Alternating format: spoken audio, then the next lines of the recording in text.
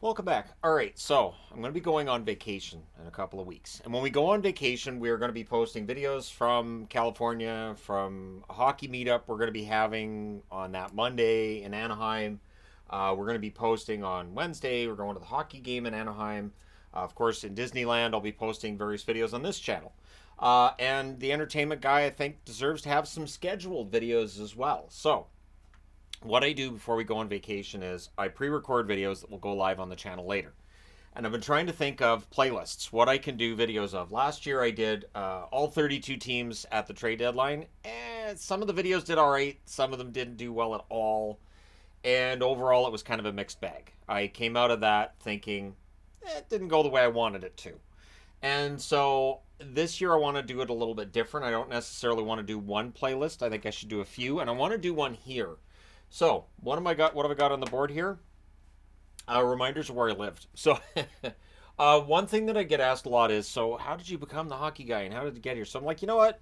I could talk about my life getting through from 1975, which is as far back as my memory goes, and it's spotty in 1975. I was two, but I do remember a couple of things. So I wanted to talk about it here because when I initially got a webcam and started doing videos, part of it was the idea of, someday I'm not going to be on planet Earth anymore. It'd be a shame if my story was gone. If because I watched my dad pass on and think, he passed. He didn't have any kind of social media. He didn't even have a Facebook account.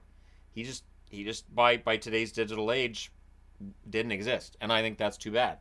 So I started doing videos, and before you know it, here I am. So back in 75, I think that's when we were living in Gander. The earliest thing I remember, and again, trying to keep it in order is tricky. With Gander, what I remember was we lived right next to the airport. Those jets were loud going over the house. That's what I remember. I remember being in a playpen. I remember loud jets going over the house. That's what I remember in Gander.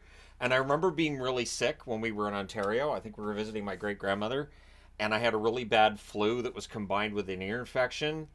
And I was just, and there were pictures my mom took of me at the time. So to immortalize that memory of me being really sick and having an ear infection, of course, and then we go through photo albums and remember this? Yeah, I remember I was pretty miserably sick, and I had ear infections on and off most of the time growing up. They would show up and they sucked. I've been very fortunate. I haven't had an ear infection in decades. I feel like I should knock on wood for that, but we're gonna leave it where it is.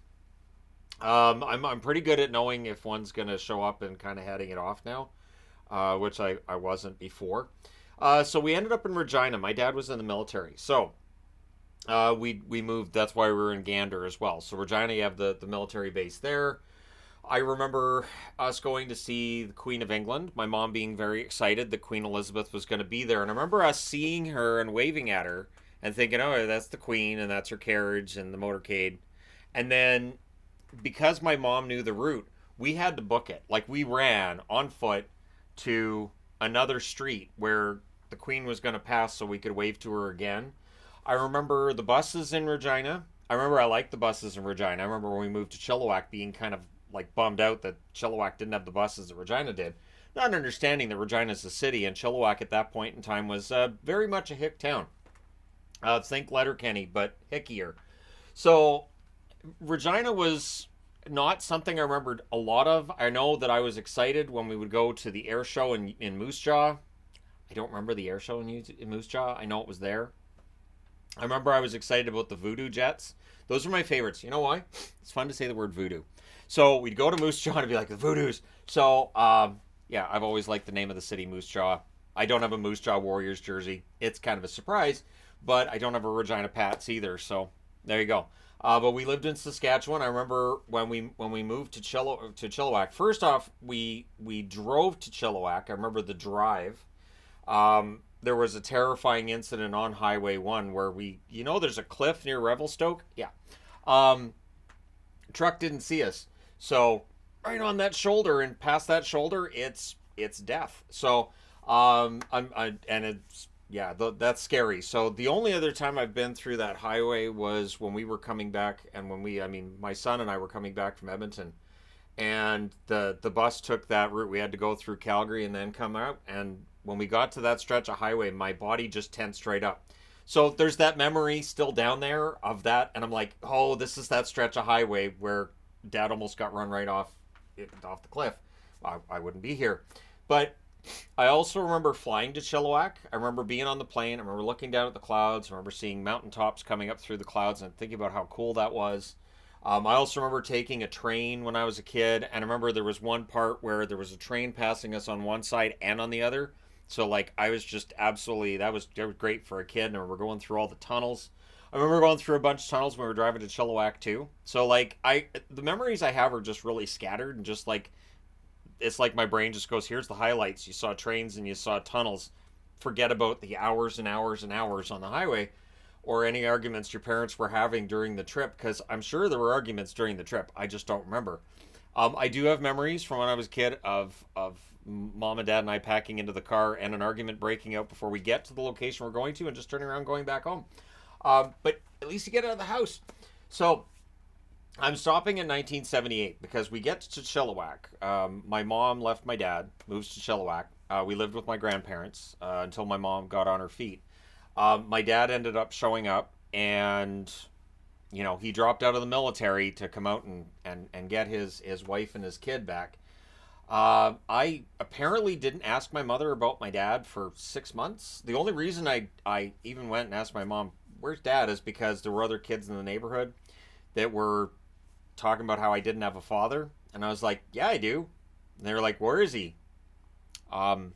He was actually in Alert. He was up in Alert, right near the North Pole. So, and we had pictures from that period in time too. Yeah, that had to have been pretty cold for Dad, but he got out of the military and came to live with us. And that was, I believe, before I got enrolled in school. I never did preschool. That really wasn't a much of a consideration. There was never daycare either. That wasn't a consideration. The I remember discussions of daycare here and there, kind of, but it was expensive, is what I remember hearing. My grandfather was always great to me. He was great to my mom too. He could be kind of an ornery, temperamental type, but he was very protective of my mom and I. And there was actually a number of good conversations my grandfather and I had even when I was little. Although I learned not to bother him when he was upset. I did learn that lesson. He could throw a bit of a fit. And you may not have any warning that fit's coming either. Where you just ask a question and all of a sudden he'd freak out. So bad tempers do run in the family. It's something, I know I have that bad temper too. But I understand from being raised by my father who had that. My grandfather, and this is on my mother's side, of course, he had the bad temper. And my mom, depending on the day and what she's doing, like if she's moving furniture, just stay away. Just that's the only advice I could give is just like I used to go down. And this is not from 75 to 78, but I would go down to my my grandmother's place. It was right down the street from where we eventually moved with my dad. And I would just go down to my grandmother's, knock on the door. She'd be like, "Oh, I didn't expect you." And I was like, "Yeah, Mom's moving furniture." And she's like, "Say no more. Come in and sit down and have yourself a cup of tea." So we'd have tea and cookies, and by the time I went home, Mom was all done swearing at whatever furniture she was going to swear at. The funny part was she would end up usually moving it right back where it was. So, yeah, I think 78 was when I started school. So I'm going to leave all the preschools, the post going to school stuff alone. But yeah, I remember us going to Cold Lake. We went up to Cold Lake and visited my cousins and my uncle, who was also in the military. It's the only reason people would be in Cold Lake, Alberta. And again, I was like, Cold Lake, that's a great name for a place. That's awesome. But yeah, we did a lot of driving. My dad had a 1973 Chev Impala, though. So if you're going to drive in style, which he eventually traded for a two-tone green Chrysler LeBaron. To this day, I've never forgiven my dad.